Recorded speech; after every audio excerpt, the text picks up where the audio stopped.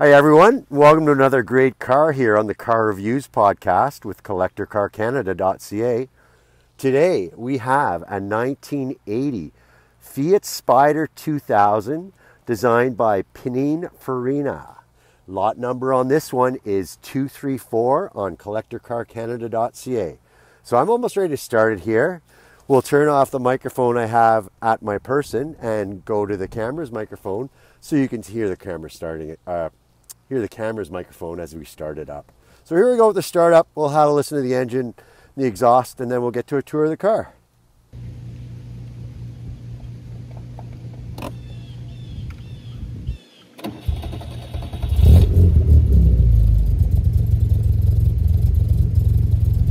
As you might be able to have heard, this car's got an aftermarket exhaust, which is a little throatier than stock. And I'll just pop that hood, clamshell with the front hinge. And I'll grab the camera, we'll switch the picture around for a handheld camera portion of the video and start the tour. Okay, so we'll continue on with the 1980 Fiat Spider 2000. As I say, it's a front hinged hood, and that setup right there allows us to have it propped up without even a prop. So that's a good look at the 2000cc 1980 Fiat engine. You can see a Fiat label here on the air cleaner. And I'll put the microphone down a little closer to the engine itself so we can get a good listen.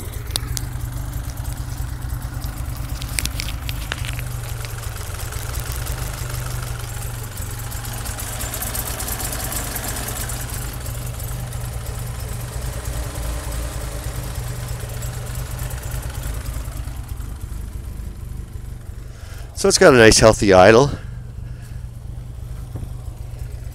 And another, let's listen, get a little closer to that belt down below here. The car is cool, so you can see that rad fan is not blowing. And back to the exhaust here. As I say, this has got an aftermarket exhaust. It's a little throaty, and the owner figures it's worth a good, oh, we won't estimate, but a little more horsepower than stock.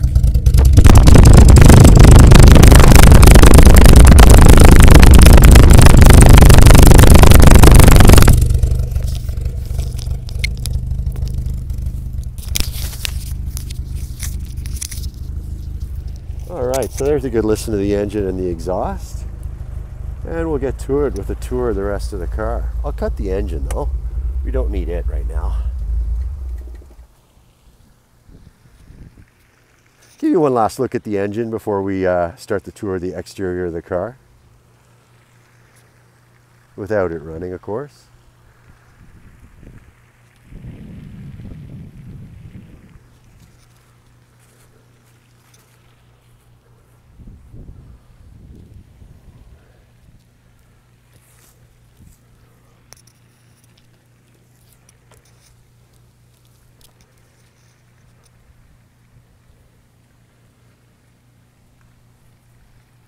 And putting the hood down is as easy as putting it up. There we go. Take it shut. So as I say, 2,000 cubic centimeter engine in this 1980 Fiat Spider 2000. 2000 short, I guess part of the nomenclature for the 2000cc engine. Finished in a light blue. There are a few blemishes on the body, and we'll try to point those out as we go. There's one up here by this emblem here on the front. In fact, that emblem just went on a few days ago. Would you believe someone stole the emblem from the car just as the seller was prepping it for sale? But he was fastidious and he replaced it. So there's a new emblem in place. But there's a pretty good sized chip here by the emblem. So there it is with a toonie to give you a sense of perspective. And there are a couple of paint bubbles by it as well. Give you a good sense. So working our way around. So we're taking the owner at his word on this one. He tells me that your typical 1980 built Fiat 2000 Spider is fuel injected. However, he says this is an early build, built in 1979, and it's running a carburetor. And the reason that came up is because he pointed out that the carburetor was recently rebuilt. So we could hear fuel getting delivered to the engine pretty reliably there as we had it idling. So I'd say the carburetor's working pretty reliably. And we've got a set of 13-inch Fiat wheels all the way around. If you look closely, you can see an inscription that they're made in Italy. Please disregard these tires. Another set of tires has been installed as photographed on the detailed listing for lot 234. And I think I mentioned already how this design is by Pininfarina, the famed Italian design house that's done work also for the likes of Ferrari, and that emblem there is signify the Pininfarina design. Here's a look at the driver's rear 13-inch Fiat wheel, again with the Pirelli P8000s. Only one exterior mirror on this car. There is not one on the passenger side, just here on the driver's side, and it's got the black cap. While we're at it, I'll show you the serial number, which will match up to the CCC Vital Info area of the listing. Again, it's lot 234 on CollectorCarCanada.CA. Now, those who have seen our videos before have heard me say that I like to point out the sort of the worst part of the car, and I think we found it here. There's been a little body repair done on the cheap here with some touch-up paint. There is some, I'll also mention, there is some touch-up paint that comes along with the car in the glove box, but not perfect, but also reflected in the expected price by the seller. And just ahead of it here on this wheel well is another little bubble. And with the tuning, you get a sense of the size of it. Convertible top, as I say, and of course this one's got the parade boot in place covering the top when it's folded down. There's an antenna, fuel door. There are close-ups of that in the detailed listing. Chrome bumpers front and rear on the car. There's a good look at the rear, and then the tail lights with the integrated indicators and reverse lights. And it took me a minute to find it when I wanted to get into the trunk, but you can see the keyhole for the trunk is inside that last zero, the 2000 emblem there. And there's something in that trunk I want to show you, so let's go and grab the key now while I'm thinking of it. It's still sitting in the ignition from when I started the car. So working our way back to the trunk. Yeah, I'll pop that into the keyhole. Release that. It looked like I was fumbling. It's because I'm not familiar with the car. The key works perfectly. So the seller wanted me to point out this car comes with this new top. So uninstalled, but a new top here in the trunk.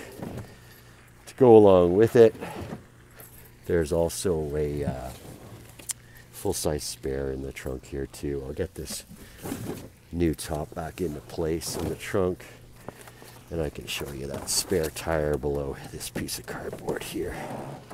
So a full-size spare, the 13-inch, and working our way. So that trunk, just pretty lightweight door, pops right down, no trouble at all. So there's a little bit of corrosion here on the chrome bumper, nothing too bad. No perforation, certainly. And we're getting a little bit of sun here, just on the sun side of the car as we make our way over it. So you can see this light blue really is pretty snappy. It does pop, and it looks pretty sharp here on the 1980 Fiat Spider. So, trying to see flaws on this side. I think the worst we have for a flaw here is down here at the base of the door on the passenger side. And there's a look at the Pininfarina badge here on the passenger side of the car. There is a little bit of upset too here on these door handles, the chrome door handle. There's a bit of pitting there. I also saw it on the driver's door. I'll show you that while I'm thinking of it too. But here's a good look at the chrome bumper up front. And a slight bit of corrosion, I suppose, up here on the front one as well. I'll get my tuning out again and we can have a look at that for perspective's sake. So pretty tiny little spots. And there's a good look at the grill, feeding that 2-liter Fiat engine.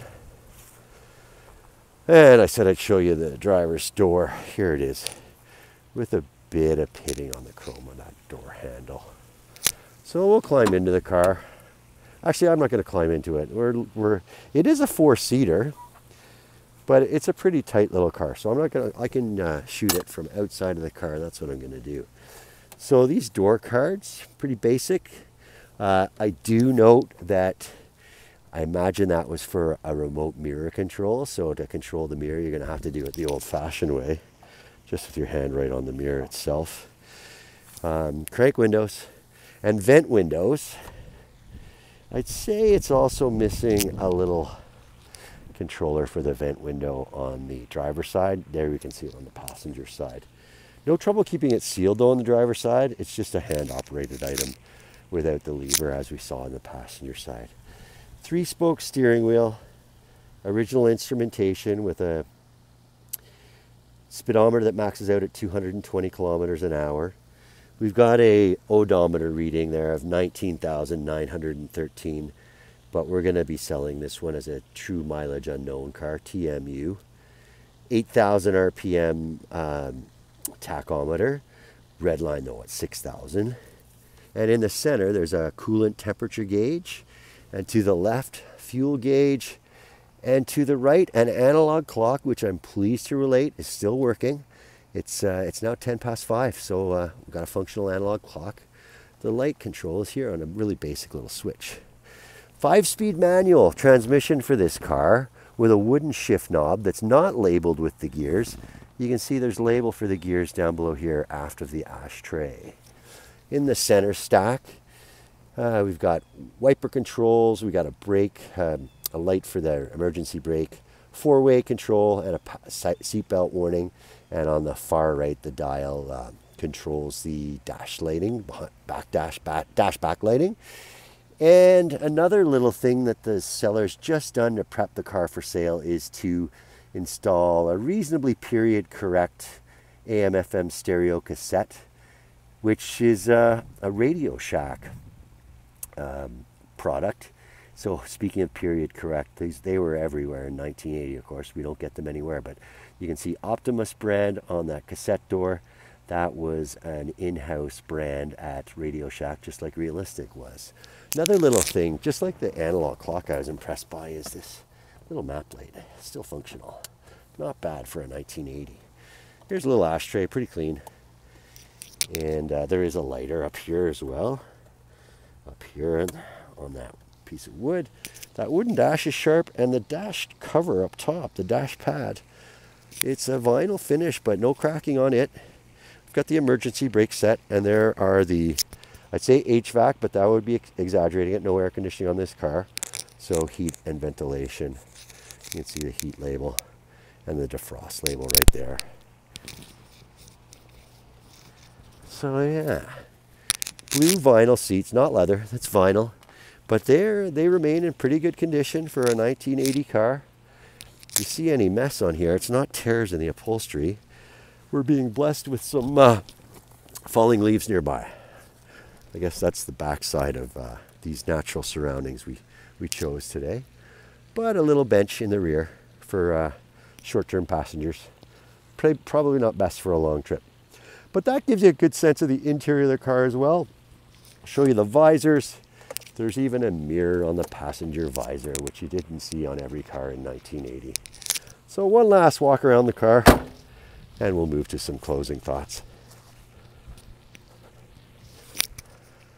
Beautiful day here near the seller's home with a waterfall in the rear here.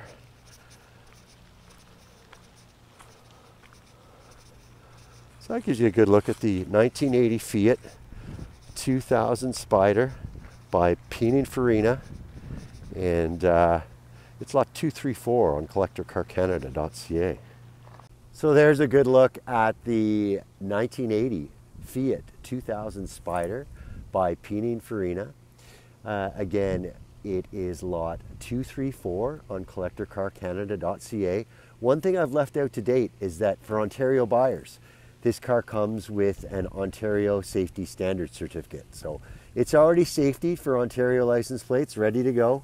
Again, lot 234 on CollectorCarCanada.CA, 1980 Fiat Spider 2000 by Pininfarina.